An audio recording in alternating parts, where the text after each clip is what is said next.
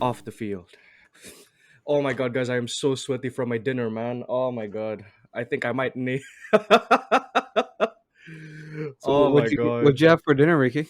It's like I don't know. We have like this Indonesian spice, okay? It's with made with green chili, and you basically just compound it, you break it down, and you add whatever you add to make it taste nice.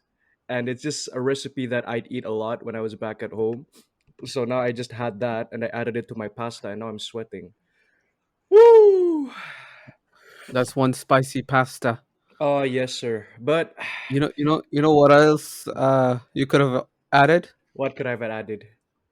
A little bit of McSauce. Oh baby!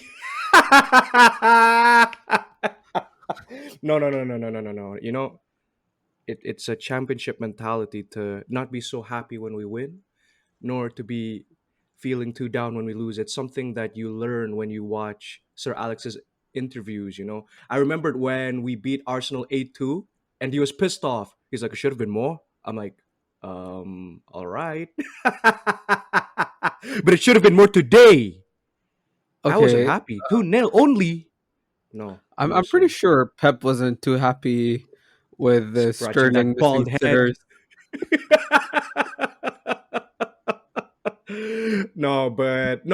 But in all seriousness though, like very pleased with the result because we've been on a bad run of form.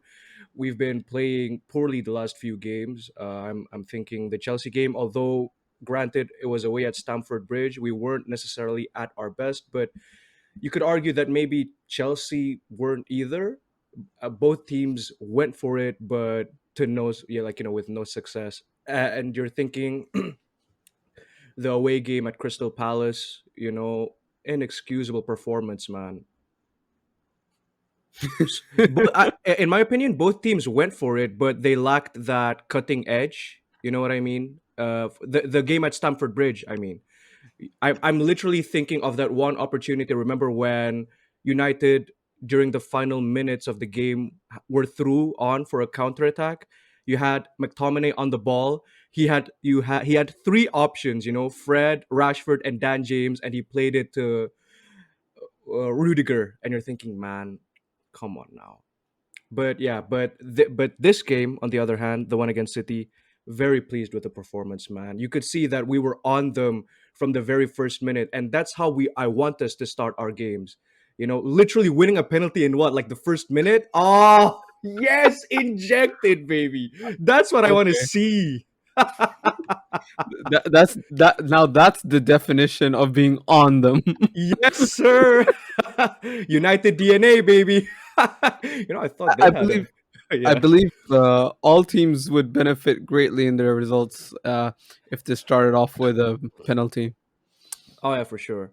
No, but I actually did think that we performed well today, and once again, man, Ole has beaten Guardiola at the Etihad. You'd think that Guardiola by now would have probably learned from his mistakes in the sense where once again, I actually think that City played to our hands. They exposed themselves in a way by leaving a lot of gaps for us to pounce on the counter attack, which is where we're at our best. If I'm being honest, we have the facilities for that. So yeah, very happy man, very happy man. Long may it continue. Oh, Well, is that second place like more secure now for nah, um, Manchester United? nah, Because I I wouldn't. mean, isn't that what you guys are gunning for? I wouldn't think that the second place is secure right now. United still have a tough run of games. Uh, I think City have the easier run of games from now on, and you wouldn't bet against them to beat the remaining teams they have to face against. Whereas United, it's always up and down. You never know which United are going to turn up. It just so happened that City played to our hands and to our strengths, which is why we won today. Which is surprising because I thought that Pep in a way may have turned that corner because you're thinking you're on a 28 28 game winning streak, right? And to lose to us in our poor form, are you mad? But that's that's what always happens. Like all these incredible like runs always ends up by like below average teams. Oh, oh, I can't believe you said that. No, but fair enough. Yeah, yeah, yeah. I don't know. They just didn't seem like they were at the races today, Man City. From as soon as we scored the first goal, I just had a feeling, yeah, they're not about it today. I can feel it. The way we were pressing them, I think you mentioned that one opportunity. Remember where Luke Shaw was literally right in front of Ederson and he shot it. It was He shot so it fun. right. He passed it to him. Exactly. But he made I up was for it. annoyed. But he made up for it. He made up Oh for it. man, He did. Luke Shaw Lucas, has been on a mad one. Lucas Lucas Shoberto Shaw. Carlos. Lucas Shaw. Lucas Roberto Carlos, baby. I'm telling you, my man is on a mission. You know, I was one of the few fans that were thinking, oh man, how, we didn't get Reguilon. Oh, we're screwed, man. We're stuck with Fat Shaw and Tell is coming in. I'm like thinking, yes, our savior, he's come to save us from that left back position. But my man has turned up. My man is proving all of his doubters wrong, especially myself, and he looks beautiful. The way he strides forward, the way he almost dominates the game from that left back position. It reminds me of how Trent and uh, Andy Robertson would play at their absolute best. Taking control from the game in those positions. And Luke Shaw, you can't deny, man. Like instrumental. He was so instrumental today. He will be for the remaining games, and we need to keep him fit because there was a bit of an injury scare right there. You could see that he was laying on the floor for a bit, and I was a bit worried. But he looked good. I love that man. That could have Beautiful just been man. exhaustion as well, Yeah, possibly, Just possibly. just probably just wanting to catch his breath. Yeah, possibly. All right. But, I'm not going to let this guy get away with it. Incoming Anthony Marshall slander. How crap was he, man? Like No, no, that no, no, guy. no. Wait, wait, wait, wait. Here's the thing. Here's the thing. I actually thought, beside that one chance where he should have buried it, I actually thought he was okay today. I actually thought, compared to his last few performances, where he literally showed no ambition, no anything really. He's being benched by a Cavani that's 33 years old or so what. Today, I actually thought he did really well. His hold up play, the way he linked up, the way he showed his strength, the way he fought. That's the Anthony Martial you want to see. And I think that's what frustrates a lot of us United fans, because we know that there's a player there. But if you're going to perform like that and if your body language is going to be crap as well, then you might as well not play. But that chance, though, man, you're thinking if he scores that 3-0, such a beautiful scoreline. It looks better, like thrashing the champions to be in the Etihad 3-0, man. Oh, it would have been brilliant. But I'm a satisfied and happy man either way. At least that's one team out of the top six that we finally beat, and it's the top dog. Oh, brilliant, brilliant. Well, Happy. that just shows going from 0 to 3 is a huge improvement for second place Manchester United. Big team, big ambitions there. You Ah, can clearly see they're planning ahead. Uh, but let's talk about City for a second. It was today more of a case that United were really good or that City were really bad? Because I think it was both. should I answer it again Yeah, or? do you think it was like a case of City being bad or United being like, The good? funny thing is, right? City will always create opportunities. And the funny thing was that they actually did make some. I recall that one cross that I don't know if you saw it, but Kevin De Bruyne played a wonderful cross to Raheem Sterling. And you're thinking if a capable striker gets on the end of that, it's 2-1. You know, there were a lot of moments where I thought, "Ooh, City look good here," but they just seem to lack that final ball. But you know how good City are, man. It's probably just going to be one blip, and then they'll continue to progress and win their next few remaining games. But you mentioned that City didn't play. that well, but at the same time, I think that we kind of neutralized them in a way. We kind of made it difficult for them to go at us because there was always that threat of the counterattack with us, and they know that if we get going on that counterattack, we, in my opinion, we can beat anyone if they allow us to play to our strengths, you know. Which City, But not every team is gonna line up at the halfway line, exactly, waiting exactly, for which is so Rashford weird. and Which is, Marshall to run in behind. oh man, you're thinking, man. That chance though, man. On a plate. Just smash it, Tony. Smash it. 3-0. And then dude, just park the bus. We're good from there. Because with 2-0 against Manchester City, I honestly thought, yo, this is still worrying for me, man. Like, they can bring on Foden. They brought on freaking Kyle Walker to replace Cancelo, man. That's their bench right there. And you're thinking, look at these guys flexing on and just bringing whoever they want, you know? Just, but not today. Not today, Baldy. And Not I today. mean, Kyle Walker also made an instant impact with the.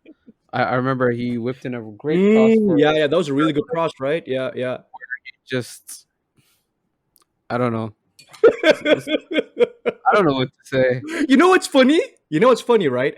Every single time since recent times that United have beat City, Sterling always drops a disaster class, man. I've noticed that. Dude, like there were plenty of times where he got into good positions, but he couldn't give that final ball or that final touch or like that final shot. And you're thinking, yes, this is another part of the ingredient for our success. You know, Sterling disaster class. Kevin De Bruyne not really turning up. You know, he played a good few balls in here and there, but I thought we neutralized him also really well. You're thinking Yao Cancelo, arguably one of the best right backs in the Premier League. I didn't see a lot of him today. I mean, he got taken off for God's sake. You know, Yeah, you're playing. so you know, credit where it's due. Ollie got Pep's number again. Just wish he And could do it for the other top six managers, you know? all is in for the next 2 seasons, hopefully. Ah, brilliant. Okay, here we go. See, the thing is, Pep always changes something in these big games, and a lot of the wins that Yeah, they've had in this 21 win streak was De Bruyne or Gundogan playing as the false nine. And for some reason today, he started Jesus. Even though in the previous games Jesus was available, he would always be benched, and one of these two guys would be starting as the false nine.